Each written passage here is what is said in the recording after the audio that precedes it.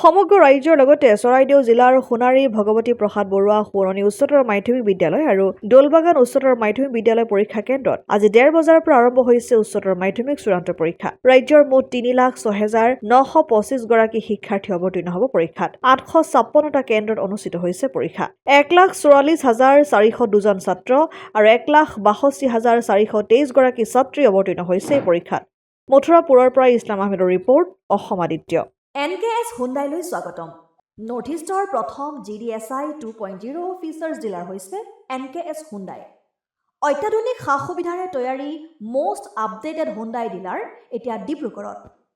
আমাৰ NKS Hyundai ডিলাৰত open sales consulted room, customer ৰুমৰ লগতে পুৰণি গাড়ীৰ এক্সচেঞ্জ ফেচিলিটিও ৰখা হৈছে। ইয়াত চেলছৰ লগতে ছাৰ্ভিচ ছেক্টৰৰ সুন্দৰ সুবিধা আছে। প্ৰয়োজনীয় সকলো এডভান্স টুলছ, হুইল বেলেন্সিং, এলাইনমেণ্টৰ অত্যাধুনিক machine, post hydraulic lift, fully trained man পাৱাৰৰ লগতে nitrogen gas filling facility, fully automatic car ৱাছৰ ফেচিলিটিও আছে।